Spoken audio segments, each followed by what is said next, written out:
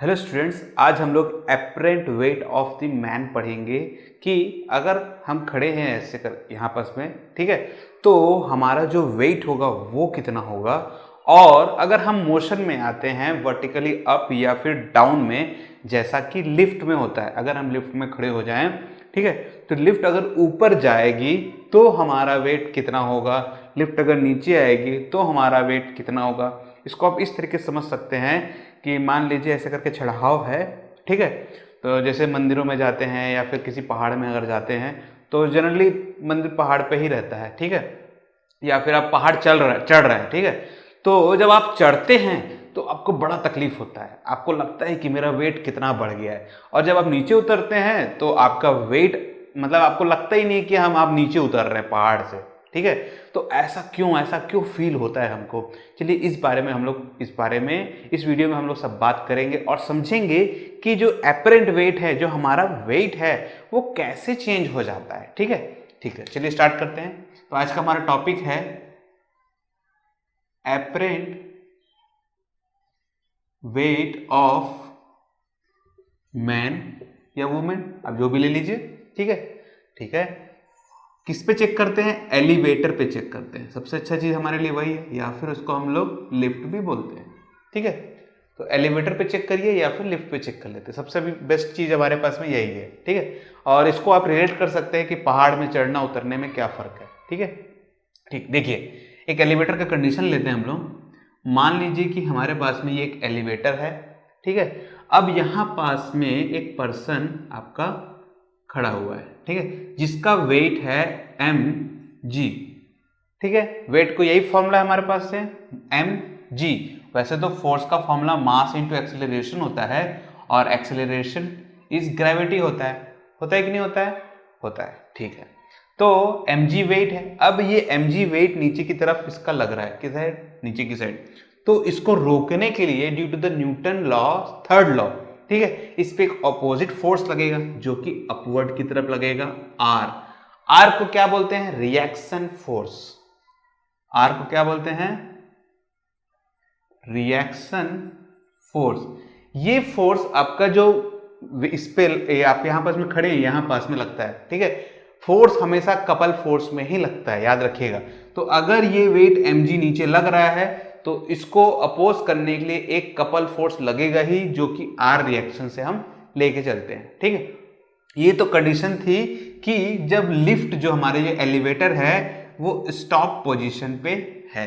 तो अगर आप एक वेइंग मशीन में खड़े हो जाएं और अपना वेट को अगर नापेंगे आप, ठीक है, तो आपको जो वेट मिलेगा वो वेट आपको इस पोजीशन पे मिलने वाला है, ठीक है। वेइंग मशीन भी ऐसी वर्क करता है, मतलब कि जो हमारे वेट को तौलता है, तो वो कैसे वर्क करता है कि जब हम खड़े हो जाते हैं तो नीचे में एक सेंसर रहता है, तो हम उस पर वेट लगाते हैं, तो वो भी हमारे लिए एक रिएक्शन फोर्स लगाता है। और वो रिएक्शन फोर्स को वो क्या करता है? कैलकुलेट करता है कि मैं कितना फोर्स लगा रहा हूँ, और वही जो रिएक्शन फोर्स लगा रहा है उसी को क्या करता है? हमको डिस्प्ले करके बताता है। जनरली ये इलेक्ट्रॉनिक वाले आपका जो मशीन रहती है, वेइंग मशीन, उस पर ये वर्क करता है। और अगर आप तराजू पे खड़े हो जाएं तो उसका अलग कंसेप्ट है, ठीक है, ठीक है। तो अब ये स्टॉप पोजीशन पे था, तो इसका जो फोर्स का जो फॉर्मूला बनेगा वो कैसा बनेगा? देखिए बहुत सिंपल सा है। इसका जो फॉर्मूला बनेगा वो बनेगा, रिएक्शन फोर्स जो हमको मिल रहा है वो किसके बराबर रहेगा? mg के बराबर रहेगा हमारा, यही रहेगा हमारा जो हमारा फोर्स का जो फॉर्मूला बन रहा है, मास इंटू एक्सेलरेशन, ठीक है। तो ये क्या रहेगा? R equal to mg। इसको आप इस तरीके से बनाइए, R रिएक्शन फोर्स है, ठीक है, और एक्चुअल में जो फोर्स हमको मिल रहा है वो कितना मिल रहा है? F, मतलब कि ma, मास इंटू एक्सेलरेशन, यही मिल रहा है, ठीक है। अब इसको आप इससे माइनस कर दीजिए, R माइनस एम जी से माइनस कर दीजिए। आप चाहें तो इसको mg माइनस आर भी अभी कर सकते हैं, ठीक है। अब देखिए बॉडी एक्सेलरेट नहीं हो रही, तो a जीरो हो गया, तो ये पूरा टर्म जीरो हो गया, तो r कितना मिल गया हमको? mg मिल गया। तो इस कंडीशन में ये फॉर्मूला ओके है, ठीक है। सेकेंड कंडीशन आते हैं। अब देखिए हमारे पास में एक लिफ्ट है, इसमें mg फोर्स नीचे की तरफ लग रहा है, ठीक है। अब ये mg फोर्स नीचे की तरफ लग रहा है, ठीक है। अब देखिए इस पे एक रिएक्शन फोर्स लग रहा है जो कि R है। अब क्या हो रहा है?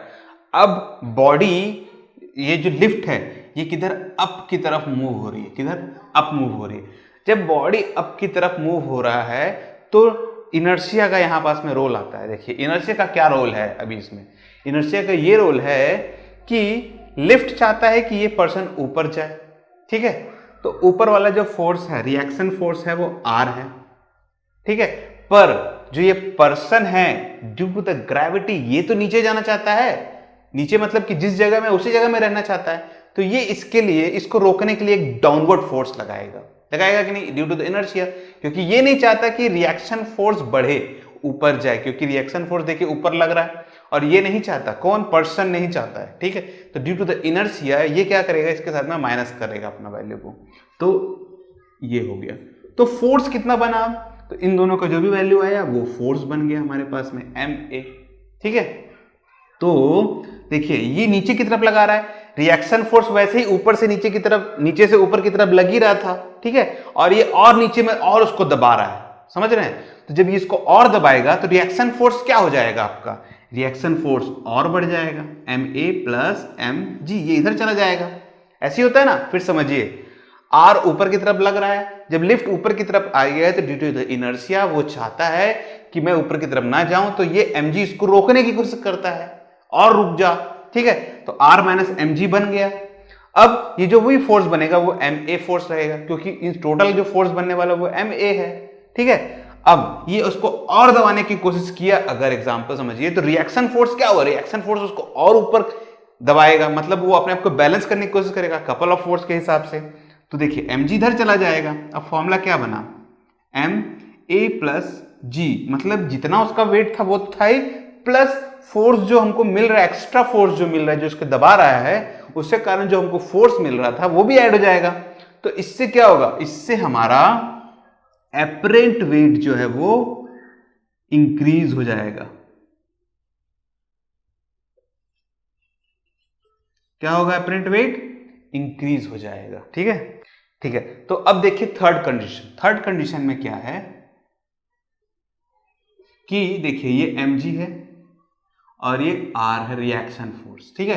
अब जो लिफ्ट है वो डाउन की तरफ में आ रहा है, ठीक है। अब देखिए ये लिफ्ट डाउन की तरफ में आ रहा है तो mg लगेगा यहां पास में। अब ये डाउन की तरफ आ रहा है पर रिएक्शन फोर्स इसको डाउनवर्ड नहीं आने देना चाहता। अब रिएक्शन फोर्स को डाउनवर्ड नहीं आने देगा तो इसके लिए एक अपवर्ड फोर्स बनाएगा, बनाएगा कि नहीं बनाएगा। तो देखिए r टोटल जो फोर्स बना वो कितना बना, ma बनेगा, समझ रहे हैं। फिर समझिए लिफ्ट डाउनवर्ड की तरफ आ रहा है, mg जो है वो भी नीचे की तरफ है, जो हमारा जो वेट है एक्चुअल में, ठीक है। अब मैं चाह रहा हूं लिफ्ट के कारण मैं नीचे आ रहा हूं, अब मैं नीचे आ रहा हूं तो ये रिएक्शन फोर्स mg को नीचे नहीं आने देना चाहता, बोलता है कि ड्यू टू द इनर्शिया तुम वही रहो, ठीक है। अब ये यही रहने के लिए क्या करेगा, ये रिएक्शन फोर्स अपवर्ड में लगाएगा। अब जो भी फोर्स वो अपवर्ड में लगाएगा तो उसको mg से माइनस कर दीजिए आप, तो mg माइनस r, ठीक है। बहुत लोग कंफ्यूज हो जाते हैं कि अब में r पहले रहेगा कि mg पहले रहेगा, तो इसका सिंपल से एकदम रीजन है। देखिए अप जा रहे हैं, रिएक्शन फोर्स भी अप में है तो r पहले, डाउन जा रहे हैं mg नीचे में है तो mg पहले, ठीक है। इसको आप इस तरीके से भी समझ सकते हैं। तो देखिए r को इधर ले जाइए, ma को इधर ले आइए, ठीक है। mg इसको इधर लाएंगे तो ये बनेगा माइनस ma और ये r को इधर जाएंगे तो r, m को बाहर निकाल दीजिए, g माइनस a। तो देखिए ये एक्चुअल वेट था जिसमें से रिएक्शन का वेट जो है वो कम हो जाएगा, तो हमारा जो एक्चुअल वेट है वो क्या होगा, कम हो जाएगा। तो इसमें जो एपरेंट वेट है वो क्या होगा, डिक्रीज हो जाएगा। तो आप समझ सकते हैं कि जब लिफ्ट ऊपर जा रही है, अगर आप लिफ्ट में खड़े हैं, ठीक है, कभी गए होंगे अगर, ठीक है, तो आपको ऐसा महसूस होगा कि जब लिफ्ट ऊपर जा रही है तो आपका वेट बढ़ गया, और जब आप लिफ्ट नीचे आ रही है तो आपको लगेगा कि आपका वेट कम हो गया है। इसको आप ऐसा भी समझ सकते हैं कि आप चढ़ाव चढ़ रहे हैं, तब आप घाट ऊपर चढ़ रहे हैं तो आपको लगेगा कि आपका वेट कितना ज्यादा है, और जब आप नीचे की तरफ आ रहे हैं तो आपको लगेगा कि जो वेट है हमारा कितना कम हो गया है। इसको आप और भी समझ सकते हैं। आप एक एग्जांपल लीजिए, एक रस्सी लीजिए, ठीक है, और रस्सी को पकड़ के चढ़ने की कोशिश कीजिए तो आपको लगेगा कि मेरा वेट कितना बढ़ गया है, और अगर आप उस रस्सी के ऊपर पकड़ के आप नीचे नहीं कोशिश करेंगे तो आप रोक नहीं पाएंगे कि आप मतलब गिर ही जाएंगे। अगर इसके हाथ में दम है तो वो अपने आप को रोक के धीरे धीरे आ जाएगा, नहीं तो आप नीचे ही गिर जाएंगे जल्दी से। तो आप समझ सकते हैं कि उसको लगेगा कि मेरा वेट कितना कम है, तुरंत तुरंत नीचे आने की कोशिश करेगा वो, ठीक है। तो वेट जो होगा, एपरेंट वेट, वो डिक्रीज होने जाता है। तो वेट किसके ऊपर डिपेंड करता है? वेट हमारे ग्रेविटी के ऊपर डिपेंड करता है और इस मोशन के ऊपर डिपेंड करता है। अगर आपका मोशन नहीं है तो सिर्फ और सिर्फ ग्रेविटी के ऊपर डिपेंड करता है। मास तो यूनिवर्सल होता है, आपको यूनिवर्स में कहीं भी चले जाइए आपको इतना ही मास मिलने वाला है आपकी बॉडी का, ठीक है। तो आप निकाल सकते हैं इसको, 9th में बहुत लोग ने किया भी है फॉर्मूले को, ठीक है, ठीक है। तो अब समझते हैं, आप एग्जाम्पल लीजिए कि ये अप हुआ फिर डाउन हुआ। अब ऐसा क्या हो गया कि जो लिफ्ट नीचे आ रहा था तो इसमें जो वायर लगा हुआ तो कट गया, ठीक है। अब जब वो वायर कट गया तो क्या होगा? जब वायर कट गया तो ये डाउनवर्ड की तरफ आ रहा था, ठीक है। इसको हम लोग फ्री फॉल कंडीशन बोलते हैं, फ्री फॉल कंडीशन। अब देखिए ये तो डाउनवर्ड की तरफ आ रहा था, mg तो है ही, ठीक है। अब ये फ्री फॉल हो गया, मतलब कि इसका जो रिएक्शन है देखिए यहां पास में -r = ma है, यही फॉर्मूला अभी फिलहाल में तो है, ठीक है। इसको रोकने की देखिए ये mg नीचे की तरफ और रिएक्शन फोर्स ऊपर की तरफ। इसमें एक कंडीशन ये है कि जब मैं इस फॉर्मूले को mg - ma = r लगाऊंगा, अब देखिए इसका जो वायर है वो कट गया तो जो इसकी एक्सेलरेशन है, जिस एक्सेलरेशन से वो आ रहा था, वो acceleration due to the gravity में कन्वर्ट हो जाएगा। जितनी ग्रेविटी होगी उसके हिसाब से वो नीचे आएगा। जब ऐसा होगा तो A = g बन जाएगा। तो देखिए mg - mg = r, mg cancel, तो रिएक्शन फोर्स 0, तो इस पे कोई रिएक्शन फोर्स नहीं लगने वाला। तो जब रिएक्शन फोर्स ही नहीं लगेगा तो जो एपरेंट वेट है वो कैसा रहेगा? एपरेंट वेट आपको वेटलेस हो जाएगा। कैसा हो जाएगा? वेटलेस, मतलब कि आपका कुछ वेट ही नहीं रहेगा। इसको आप समझ सकते हैं कि आप स्पेस में खड़े हैं, जब आपको हल्का से भी कोई छू दे तो आप मूव हो जाएंगे। आप जमीन में आप खड़े हैं, आपको कोई धक्का दे तो जल्दी मूव नहीं होने वाले, पर अगर आप स्पेस में हैं, ठीक है, तो वहां तो कोई एपरेंट वेट आपका है नहीं, कि जो है मास ही है, ठीक है, और कोई फ्रिक्शन फोर्स भी नहीं है, कुछ नहीं है, तो रोकने के लिए कुछ नहीं है। अगर आपको छू भी दूं ऐसे तो आप मूव हो जाएंगे। तो स्पेस में जब आपका स्पेसशिप चलता है तो उस टाइम पे आपको जो फ्यूल कंजप्शन है वो बहुत ही कम लगता है। जो रॉकेट होते हैं, ठीक है, इससे पहले जो टॉपिक में पढ़े थे, रॉकेट को ग्रेविटी को पार करने के लिए जो फ्यूल लग रहा है उतना ही लगने वाला है, उसके बाद ज़्यादा फ्यूल नहीं लगने वाला है। उसके बाद क्या होता है कि आप बस स्पेस में रहिए, आपको हल्का सा एक फोर्स दे दिया जाएगा तो कांस्टेंट वेलोसिटी तक आप मूव करना चालू करेंगे, ठीक है। जितनी भी सैटेलाइट हैं जो रोटेशन में से घूमते हैं वो सब इसी फंक्शन पे वर्क करते हैं। और अभी एक पिक्चर आई थी मिशन मंगल, उसमें भी इसका कंसेप्ट का यूज़ किया गया है। क्या किया गया था, एक ऑर्बिट में ऐसे घुमाया जा रहा था बार बार, और उसका स्पीड को बढ़ाने के लिए, ठीक है, हर बार एक थ्रस्ट दिया जाता था उसको कि वो अपने ऑर्बिट को छोड़ के दूसरा ऑर्बिट एक कंप्लीट करे। और जैसे ही उसने अपना ग्रेविटी, जो अर्थ की ग्रेविटी, उसको छोड़ा तो उसके बाद उसको बंद कर दिया गया। तो वो जिस एक्सेलरेशन, जिस स्पीड से वो जा रहा था वो उसी स्पीड से जा रहा था, तो उसका जो फ्यूल था उस पॉइंट पे वो बचा पाया, ठीक है। अब पिक्चर अगर आपने देखा है तो जब वो मून के आपका उसमें पहुंचता है, ठीक है, मून क्या बोलते हैं, मार्स में पहुंचता है जब वो, तो मार्स में पहुंचने के लिए अब उसको रुकना होगा, स्पीड को कम करना होगा, क्योंकि वो उस ग्रेविटी को पकड़ पाए, किसके, मार्स की ग्रेविटी को वो रोटेट कर पाए। तो अगर ज्यादा स्पीड रहा तो वो उसकी ग्रेविटी को क्रॉस करते हुए निकल जाएगा। इसीलिए उसकी ग्रेविटी को कम करने के लिए आखिर में जो फ्यूल बचाया रहता है सिर्फ उसको स्पीड को कम करने के लिए रहता है, ठीक है। तो वही सब कंसेप्ट है जो इस पे हम 11th में पढ़ते हैं, और वही सब के लोग, साइंटिस्ट लोग यूज करते हैं। बस यही है कि हमारा नजरिया जो है वो चेंज होना चाहिए चीजों को देखने का। समझ रहे हैं बात को? मतलब कि आप कैसे चीजों को देखते हैं और कैसे जो भी आप पढ़ते हैं उसको कैसे रिलेट करते हैं। जनरली क्या होता है, लोग बोलते हैं कि इतना सारा जो डेरिवेशन है, वो लोग सोचते हैं कि अरे यार इतना सारा डेरिवेशन को मैं कैसे रटूंगा, कैसे याद रहेगा मेरे को एग्जाम टाइम पे। तो होता क्या है कि जब आप इन चीजों को प्रैक्टिकल लाइफ से जोड़ेंगे, ठीक है, तो क्या होगा, ये डेरिवेशंस आपको बहुत छोटे लगने लग जाएंगे, आप आराम से इसको बना सकते हैं। इतना सारा आपको मैं क्यों बोल रहा हूँ, रीजन यही है सिंपल सा कि बहुत लोग बोलते हैं ऐसा कि सर इतना सारा डेरिवेशन कैसे याद रहेगा, कैसे हम इसको इक्वेट करेंगे। इसका एक और अच्छा एग्जांपल है, आप ज़्यादा से ज़्यादा न्यूमेरिकल को सॉल्व करने की कोशिश करिए इसके ऊपर में।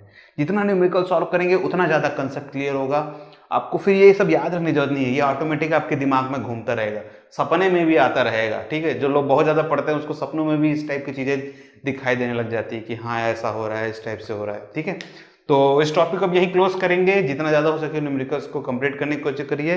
इसके ऊपर मैं न्यूमेरिकल नहीं बता रहा हूँ क्योंकि छोटे से ही फॉर्मूला है, इसी फॉर्मूले का आपको यूज़ करना है। अगर किसी न्यूमेरिकल में दिक्कत आता है तो आपको मैंने बताया था कि फेसबुक का जो पेज है उसमें आप लिंक में डाल दीजिएगा, मैं आपको उसका सोल्यूशन बता दूंगा। ठीक है, मुझे वैसे लगता है जनरली कि आपको बन जाना चाहिए इसके ऊपर जितने भी न्यूमेरिकल्स हैं या जो भी आपका इसमें कोई डाउट होगा तो। ठीक है, ठीक, तो इस टॉपिक को अब यहीं क्लोज करते हैं। जो नेक्स्ट टॉपिक रहेगा वो कॉन्करेंट फोर्स के ऊपर में रहेगा, जो लैमिस थ्योरम है आपका कि इक्विलिब्रियम कंडीशन जो बनती है हमारी। ठीक है, तो इक्विलिब्रियम कंडीशन के ऊपर हम नेक्स्ट वीडियो बनाएंगे। ये टॉपिक बीच में मिस होने वाला था तो मैं बोला कि इसमें ही कंप्लीट कर लेता हूँ पहले ही।